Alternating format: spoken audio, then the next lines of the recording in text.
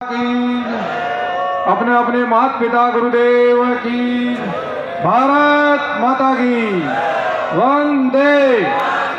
पास में पाकिस्तान नजदीक है ना, तो ये आवाज वहां तक जानी चाहिए। भारत माता की, वंदे। देखो सीमांत प्रहरी, सीमा पर रहने वाले ये माँ भारती के सपूत, इधर राजस्थान और इधर गुजरात, दोनों के बीच का ये क्षेत्र मैं और वहां ऐसे जुझारू लोग जो जमीन से जुड़े हुए, मां भारती से जुड़े हुए मजबूत लोग आज यहाँ सामने बैठे हैं। और यहाँ सोलंकी परिवार भंवर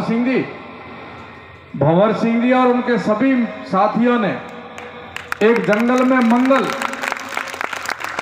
भगवान शंकर की धर्म की ध्वजा आपने यह फहराई है। ये धर्म की ध्वजा आपके क्षेत्र के अंदर बहुत कुछ कल्याण करे, ऐसी प्रार्थना करता हूं। इस खरड़ के अंदर, मिट्टी की इस धरा के अंदर और सुदूर पाकिस्तान के पास, आप सब जानते हो, आपके सामने थोड़ी सी दूर यदि आप जाएंगे तो क्या दृश्य होगा। उस दृश्य को बदलने के लिए आपने बहुत मेहनत करके सभी 36 कौम हिंदू समाज के, गुजरात और राजस्थान के सभी नागरिकों ने सीमा के ऊपर धर्म की ध्वजा गाड़ी है। बहुत बहुत आशीर्वाद, बहुत बहुत शुभकामनाएं। और जहां शंकर भगवान की ध्वजा फहरेगी वहां तो कल्याण ही कल्याण होगा। इस धर्म की ध्वजा की छाया आपका कल्याण ही कल्याण करेगी, ऐसी आशा है, विश्वास है मुझे। और अभी आपके बीच में हमारे जिला अध्यक्ष जी बोल के गए, राव सरवण सिंह जी, और अभी अभी आपने पूरे एमएलए साहब बता रहे हैं, तो मेरे पास दानाराम जी बैठे, पुरोहित जी विराजे हैं। कितने सज्जन पुरुष आपके साथ यहाँ खड़े हैं। आप सीमा पर बैठे हैं, परंतु सबके हृदय में भी बैठे हो, आप सबके दिल के अंदर बैठे हो। आप अकेले नहीं हो, हम सब लोग आपके साथ में हैं। और आपके प्रेम ने, आपके अपनायत ने मुझे भी खींचा, आपके बीच में आकर के भगवान शंकर के दर्शन करने का सौभाग्य दिया। मैं रात भर चला जयपुर से, और एक कार्यक्रम तय था पहले जैसलमेर, जयपुर से सीधा जैसलमेर, जैसलमेर से सीधा यहाँ आया हूँ। तकरीबन 1000 किलोमीटर तो हो गए होंगे। जो शरीर की थकावट थी वो यहाँ आते हुए थकावट गायब हो गई। आते मुझे पूछा कि बाप जी चाय कॉफी, मैंने कहा ना चाय ना कॉफी, बिल्कुल हॉफी, मुझे मेरा काम करने दो। मैं एक संत हूं और सीमा पर आवाज आई है धर्म की, तो मैं तो केवल अपना धर्म निभाने के लिए आपके बीच हजारों किलोमीटर चल के आया हूं। तो मेरा कर्तव्य है, मेरा फर्ज है, मैं कोई एहसान नहीं कर रहा हूं, मैं मेरे कर्तव्य का निर्वहन कर रहा हूं। मेरा फर्ज है, मेरी ड्यूटी है, वो कर रहा हूं। मेरे संत का धर्म है कि आपको जागृत करना, आपके बीच में जाकर के चर्चा करना, धर्म की, राष्ट्र की बात करना। और आपका फर्ज क्या है, आपका कर्तव्य क्या है कि महाजनों गता ये न सब पंथा, जो महापुरुष बताते हैं उस मार्ग पर चलना चाहिए। शास्त्र जो बताते हैं उस बात को माननी चाहिए।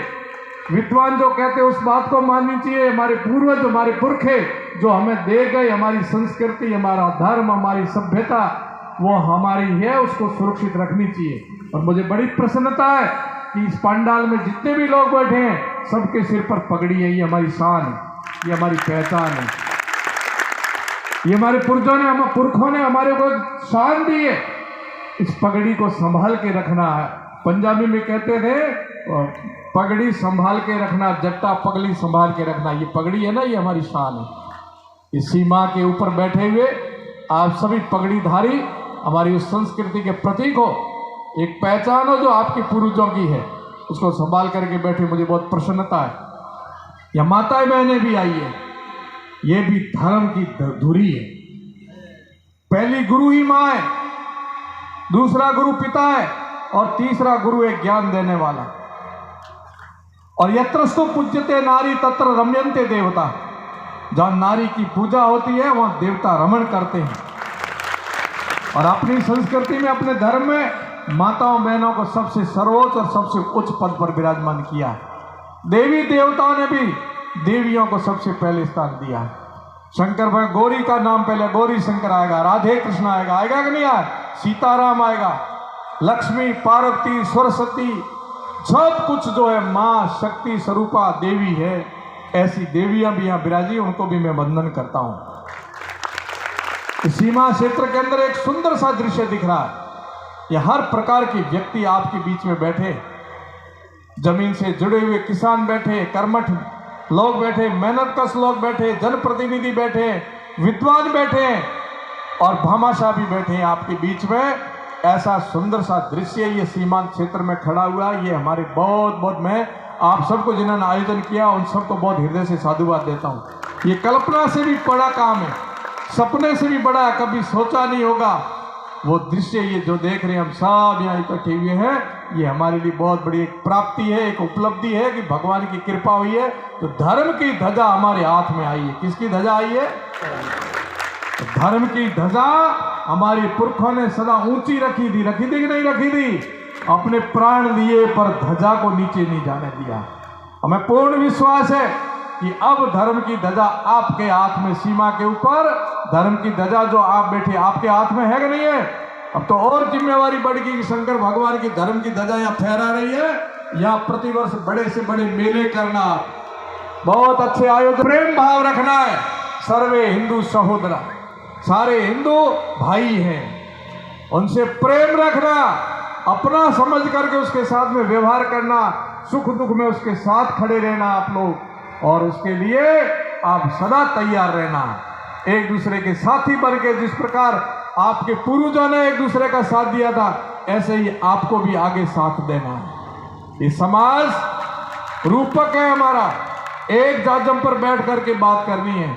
कभी भी कोई समाज पर संकट आए, गौ माता पर संकट आए, ये माँ भारती पर कोई टेढ़ी नजर देखे, कोई गलत योजना बनाए, तो उसको डट करके जवाब देना कि नहीं देना है, वो हमारा कर्तव्य बनता, हमारा धर्म बनता। ये धर्म की ध्वजा कभी नीचे नहीं होने देनी, यानी राष्ट्र के प्रति, गौ के प्रति, हमारी संस्कृति के प्रति, हमारी सभ्यता के प्रति जो जो हमारा कर्तव्य है वो हमें सबको पूरा निभाना है, पूरा निभाना है।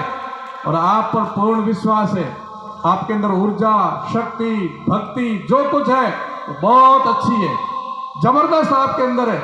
एकदम वीरान इस सुनसान जगह में इतना भव्य मंदिर बनाया है, आपके अंदर कितनी भाव भक्ति है, आपके अंदर दान देने की कितनी बड़ी भक्ति है। आप इतनी संख्या में आए हो, तो नजदीक आसपास में इतना कोई ज्यादा जनसंख्या का क्षेत्र नहीं है, फिर भी बहुत विशाल जनसंख्या के रूप में आप आए हो, तो आपके अंदर कितना तप और भाव है। और मैं अभी 3 बजे के आसपास पहुंचा हूं, मुझे बार बार फोन आ रहे थे, महाराज जी कहाँ पहुंचे हो, कि आप तब तक इंतजार कर रहे थे कि महाराज आए तो जरूर हम मिल के जाएंगे। ये आपका तप है, ये आपका धर्म के प्रति लगाव है, ये संतों के प्रति लगाव है। तो ये तपस्या आपकी फैल नहीं जाएगी, निश्चय ही आपकी तपस्या का परिणाम मिलेगा।